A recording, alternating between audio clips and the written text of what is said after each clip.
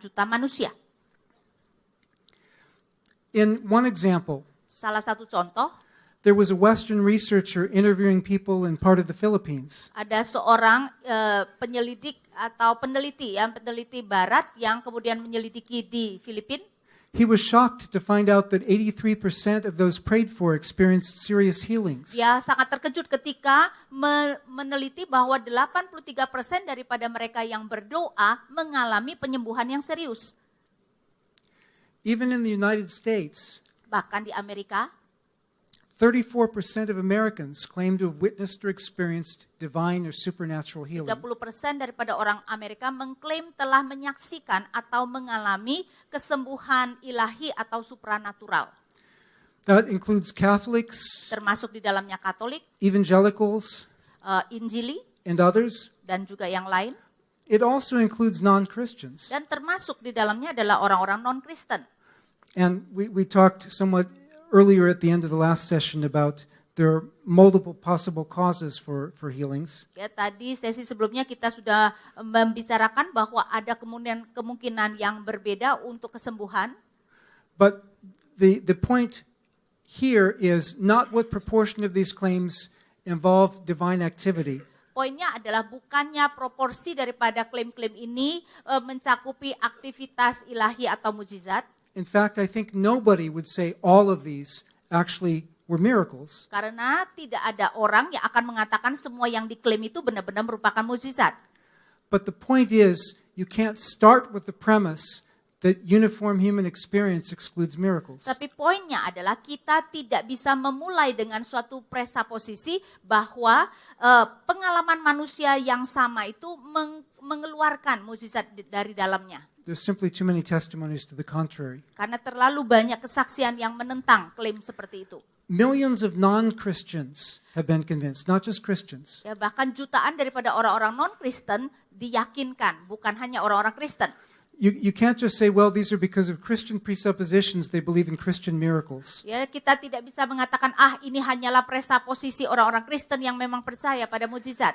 Because many non-Christians have been converted through these miracles. Karena banyak sekali orang-orang non-Kristen yang kemudian bertobat melalui pengalaman-pengalaman ini.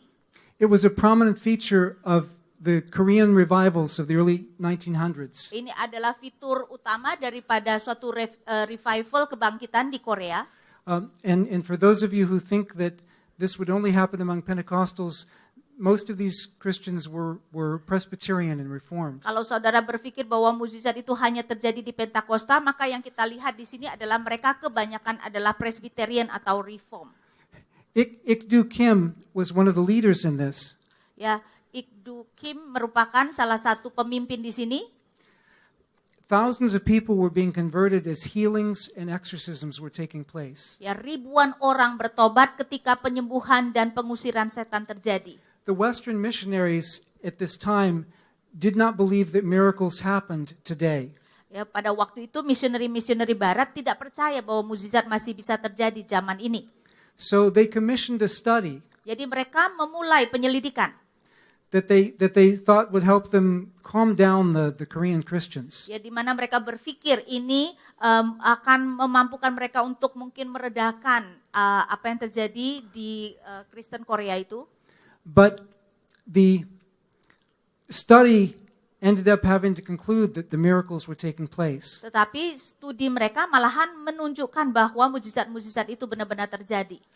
And many of the Western missionaries were converted into the belief that miracles happen through the Korean Christians. Ya, dan banyak misioneri barat itu kemudian mereka bertobat dan percaya bahwa mukjizat terjadi di gereja-gereja Korea.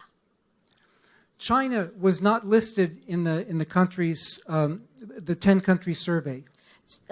China tidak termasuk di dalam 10 negara yang dilakukan survei tadi. But one source from within the China Christian Council Dan salah satu sumber daripada sumber di China, affiliated with the official Three Self Church, yang ini berkaitan dengan gereja-gereja resmi di Cina. estimated, and this was about 10 years ago, Dan ini kira-kira 10 tahun yang lalu, estimated that roughly 50% of all new conversions to Christianity were due to what they called faith healing experiences. Memperkirakan bahwa kira-kira 50% daripada pertumbuhan di dalam gereja itu dikaitkan dengan mukjizat yang terjadi.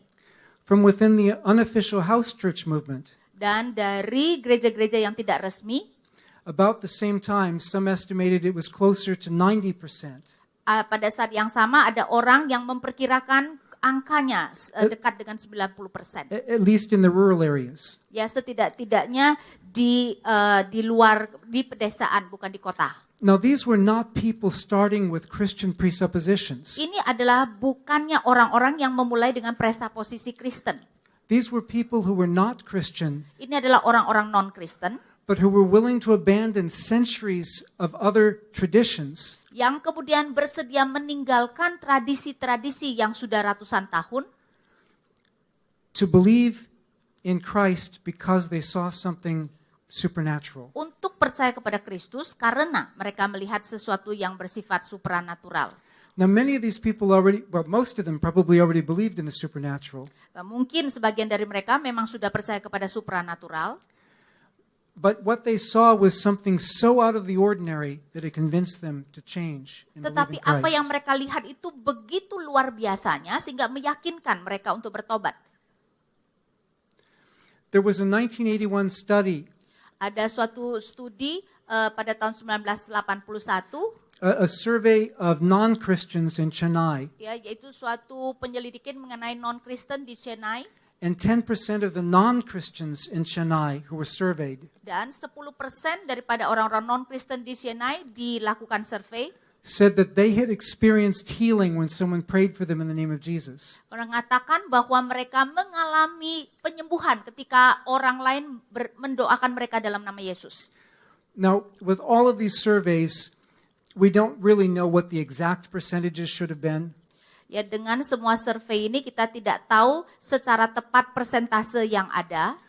Surveys deal a lot with estimates. Karena survei memang banyak menangani perkiraan. But nevertheless, we're talking about a lot of people who had witnessed healing in the name of Jesus. Tetapi kita harus menyadari bahwa kita berbicara tentang begitu banyak orang yang mengatakan bahwa mereka menyaksikan atau mengalami kesembuhan dalam nama Yesus. Who weren't just starting with Christian presuppositions. Dan kita tidak hanya memulai dengan presuposisi Kristen. For example, Pastor Israel, Misalnya salah seorang pastor Israel, he was one of my seminarians years ago from India. dia adalah teman sekolah tinggi saya, sekolah teologi saya, seminari dari India. He told me that through prayer for the sick, Dia mengatakan bahwa melalui doa untuk orang sakit, his Baptist church in North India maka gereja baptisnya di India Utara grew from just a handful to about 600. Berkembang dari tadinya hanya beberapa gelintir orang menjadi 600 orang. Most of them converts from Hinduism. Dan kebanyakan orang-orang itu adalah orang yang bertobat dari agama Hindu. The way I found out about this actually was one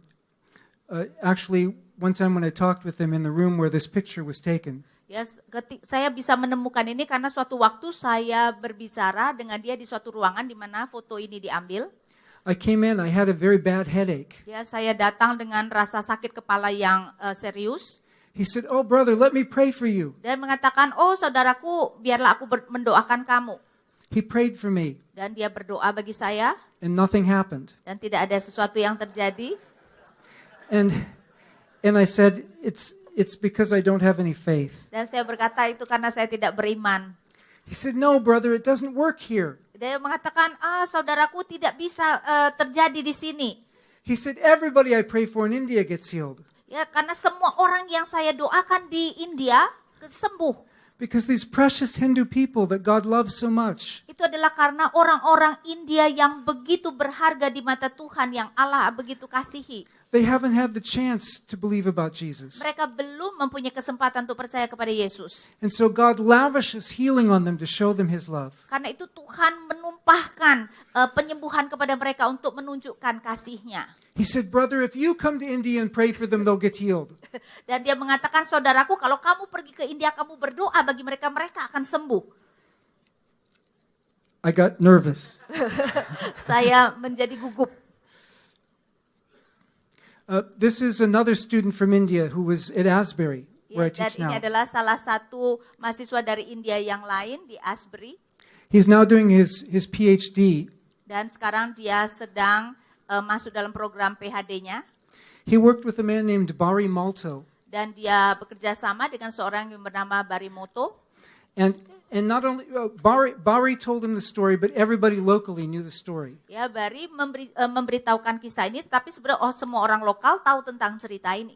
Barry Malto had been a shaman in North India, Barimoto adalah seorang shaman di India. but then he contracted leprosy and was thrown out of the village. Dia menderita kusta dan dikucilkan dari desanya, dibuang dari desanya. Well, I believe it was two Pentecostal women came and prayed for him. Ya, saya percaya itu adalah 2 perempuan Pantekosta yang kemudian datang mendoakan dia. And that night he had a dream. Dan malam itu dia bermimpi.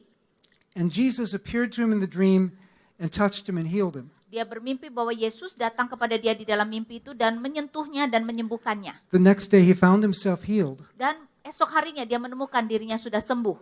He went into the village and showed himself to the people. Dia masuk ke dalam desanya, menunjukkan dirinya kepada orang-orang desanya. Almost the entire village was converted. Hampir seluruh desa kemudian bertobat. So, and during that early period, Dan pada masa-masa awal itu, there were reports of all sorts of miracles taking place. ada laporan tentang begitu banyak jenis mukjizat yang terjadi. As most of that region, half of that region was converted to Christianity. Dan setengah daripada daerah itu kemudian bertobat ke dalam kekristenan. Ebby told me that the miracles that were more dramatic and visible happened only in the early days. Jadi dia mengatakan bahwa mukjizat yang lebih dramatis itu terjadi hanya pada awal-awalnya saja. That afterward the need was more for teaching. Tetapi setelah itu kebutuhannya lebih adalah pada pengajaran. Let me digress to say something here. Ya, jadi saya mau menyimpang sedikit untuk mengatakan sesuatu. And I didn't look at what time we started. How much time do we have? 15 more? Okay, thanks.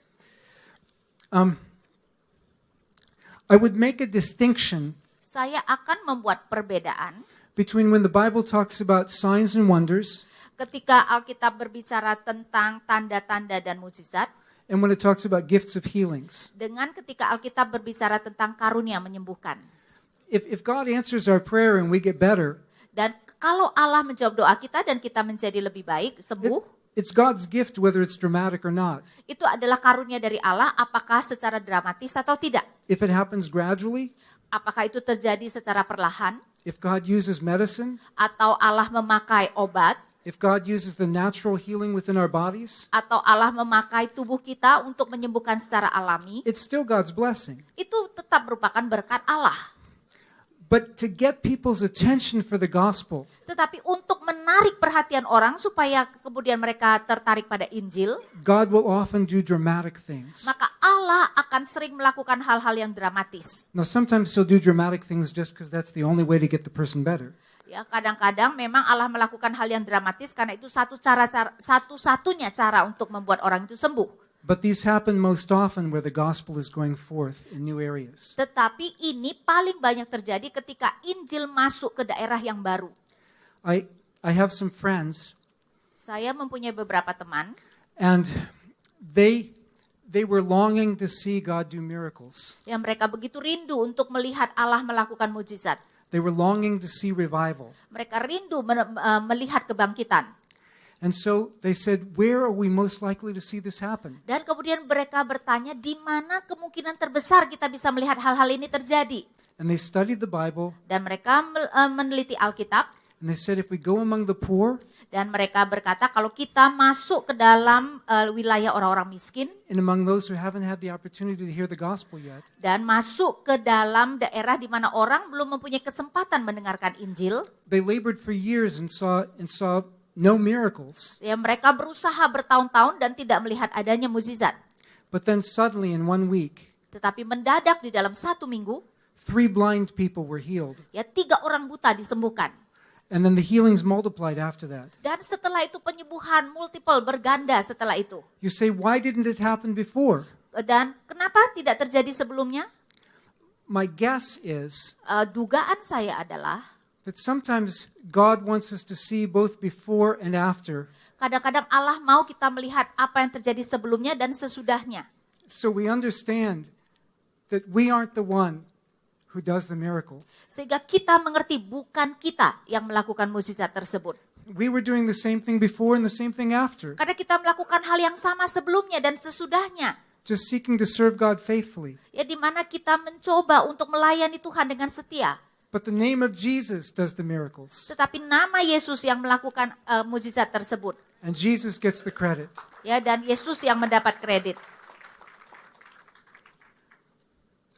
So we see that many times people who don't start with Christian premises are converted through the miracles. Sehingga kita melihat bahwa orang-orang yang tidak memulai dengan presaposisi Kristen, kemudian bertobat melalui mukjizat. Nikari, Suriname was an area where a lot of Hindus had settled in South America from India.